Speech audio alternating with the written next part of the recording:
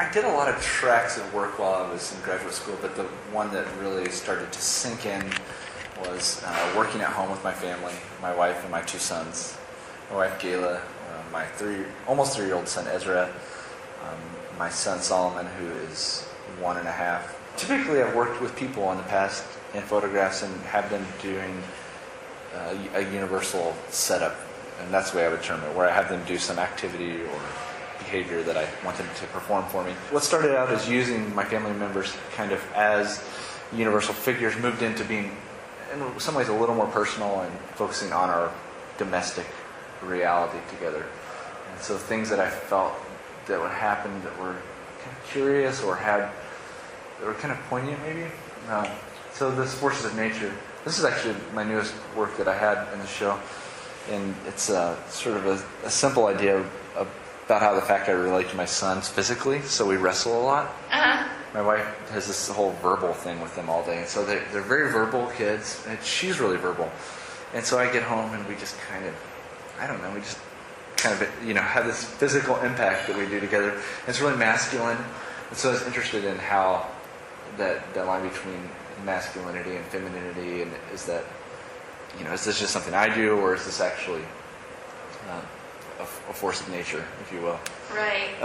And so she kind of looks on. You can't really tell if she's laughing or if she's kind of mad at us.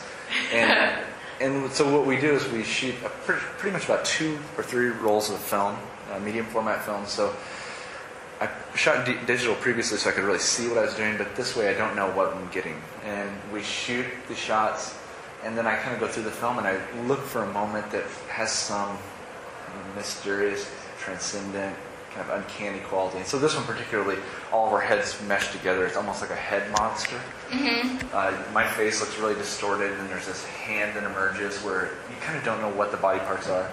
And I treat the figures in such a way where I want to crop them and kind of take away their identities, where they become more universal and not so much a personal thing about the people involved. So a lot of my images, it's rare that you're going to see a face that's in focus.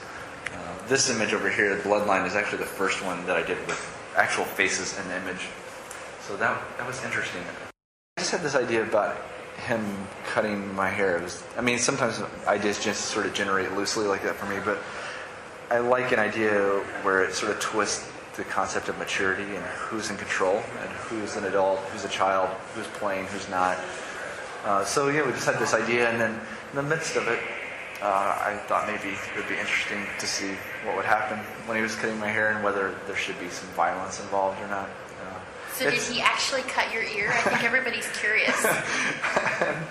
I won't disclose it, okay?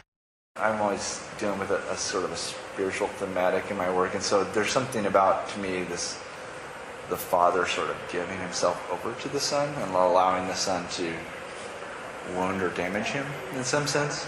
And I think that we do that to our parents, like I've done it my whole life to my parents. And every stage of maturity, I look back at the stage before and the things I would say to them and how offensive they really were, and not understanding what the process of parenting is. And so I think as a new parent, I'm realizing this is going to be the state of our life. He will wound me, and I'll probably wound him the same way our whole lives, but we'll always be connected. And so I think it's a rich. This one, for me, is probably the most exciting image I've made so far, being at school.